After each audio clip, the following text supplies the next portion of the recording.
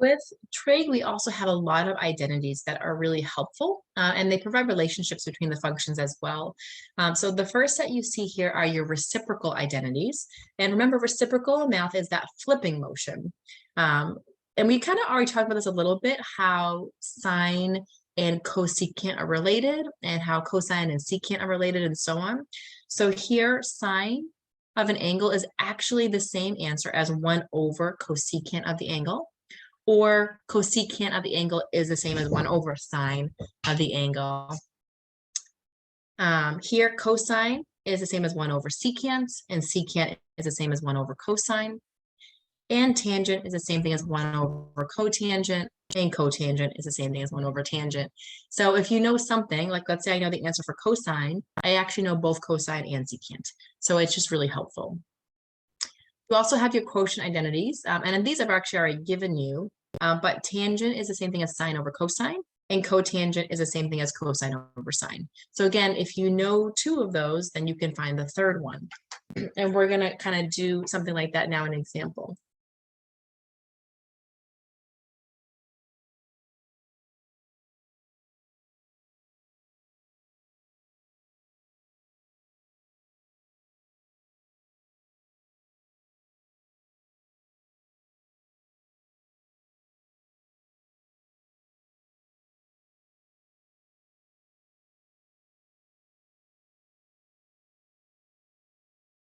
All right, so we have that sine t equals 2/5 and cosine t equals root 21 over 5. So we're going to use that information to find the other 4 trig functions. And, there's a few different ways that you can do that, but we'll kind of try to use the identities here to help us. So one that I'm missing, I have sine and I have cosine. So I don't have tangent, right? So to get tangent, I can use the idea that tangent is sine divided by cosine. Well, sine t is 2/5 and cosine t is root 21 over 5. Now you have some algebra to do here. I'm going to multiply by 5 over root 21. And then I'm just going to multiply straight across. 2 times 5 is 10. And then here I have 5 times root 21. Now, obviously, this gives me just 2 over root 21, simplifying that a little bit there.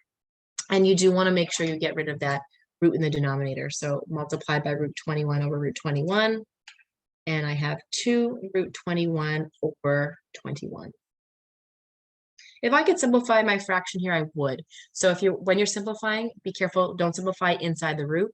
It would just be the 2 and the 21. There's nothing in common there, so I can't go any further. My next one is cosecant. So here, that's 1 over sine. So that's 1 over 2/5. And again, there's different ways that you can do this. I like to just use the reciprocal of the denominator. 1 times 5/2 is just 5/2. We also need secant. So if you go back to your reciprocal, move the page up, you can see for secant, it's 1 over cosine. So 1 over root 21 over 5. And again, I'd like to just use that 5 over root 21 flipping technique. So I get 1 times 5 over root 21. And again, just be careful. You do want to simplify and make sure you rationalize that denominator. So 5 root 21 over 21. 5 and 21 cannot be simplified, so that one is done.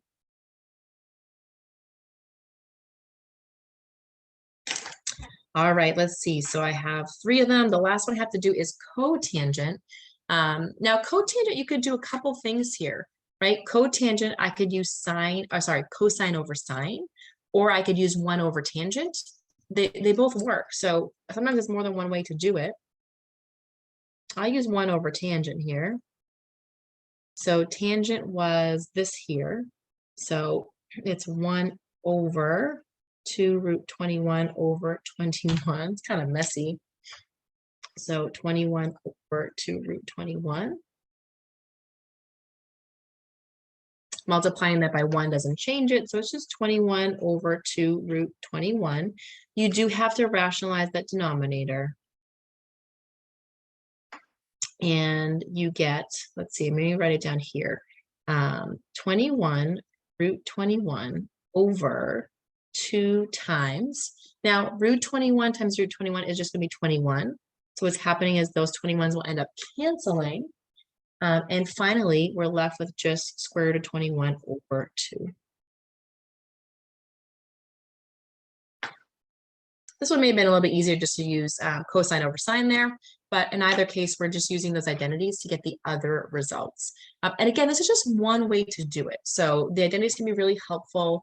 Sometimes with a little bit of algebra, just kind of a pain, I know, but working with those fractions, but we can do it. And again, however you simplify is fine. If you have another strategy, that's okay. I like the reciprocal method, where basically I just take the reciprocal of the denominator and multiply with that. And I think that for me is the easiest one to use here. But if you have another strategy for clearing out those messy fractions, then and that works, then that's fine too.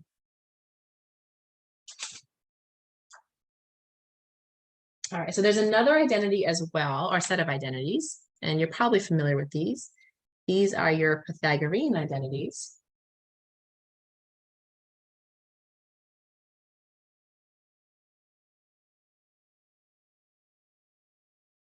Now we're used to a squared plus b squared equals c squared, right? With that right triangle. You can actually apply that to the trig functions as well, and it produces a few different ones. So I'm going to give those to you. So we have sine squared plus cosine squared equals 1. Another one that we often use is 1 plus tangent squared equals secant squared. And then another one we often use is 1 plus cotangent squared is equal to cosecant squared. Now, I do want to know about that square notation. When we write something like sine squared t, it really is sine t, the whole thing squared. But this is kind of a pain to constantly write out with the parentheses. So the notation we tend to use is to put the little square on the sign, but it actually does mean the whole thing is being squared. So you have that a squared plus b squared idea, but again, we're using the unit circle here. So that's where that 1 is really coming back into play. So just quick notation, that square really does mean the whole thing is being squared, but we tend to write it this way. And it's the same thing for cosine, tangent, cotangent, etc.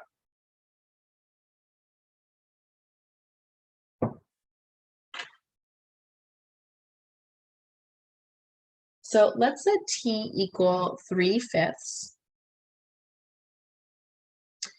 And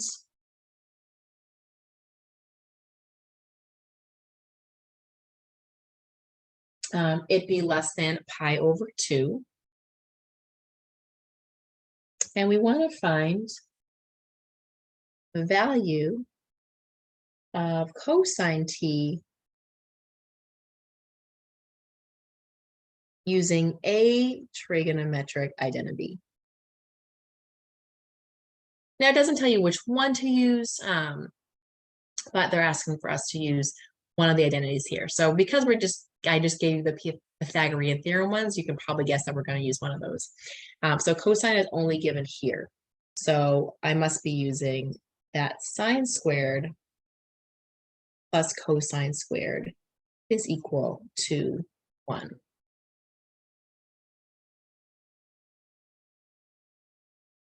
Oh, hang on, I have a typo here. No wonder this didn't make sense right away. This should say sine t is equal to 3/5. I apologize. So sine t, I wrote that too quickly, equals 3/5. And then our angle t is something between 0 and pi over 2. So here, I know what sine is equal to. So it's equal to 3/5. But just be careful, this is just sine equals 3/5, and we're squaring here. So 3/5 squared plus cosine squared t equals 1. We're going to square this, and we get 9 over 25. And then we're going to subtract it and bring it to the other side. So you are going to subtract that 9 over 25 from both sides. And you may have to do a little bit of work. So you have 1 minus 9 over 25. Well, 1 is the same thing as 25 over 25. minus 9 over 25. So when we subtract there, we're looking at 16 over 25.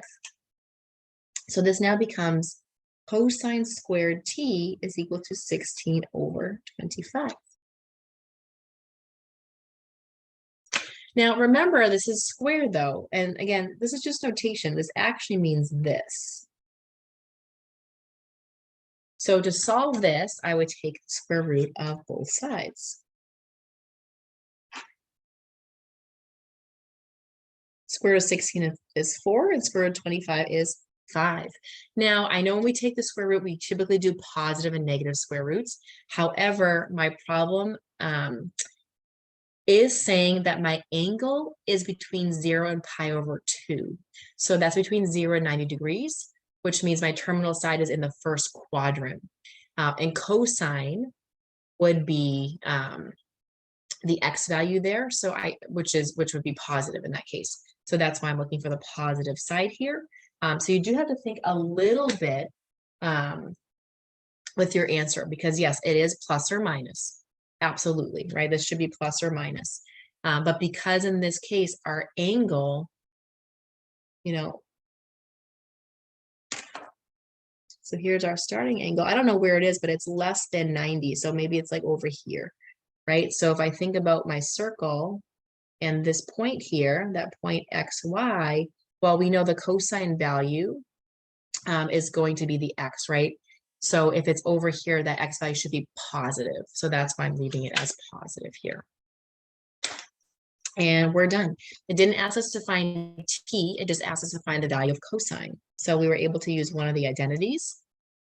We knew what sine t was, and then we were able to find cosine t using that identity.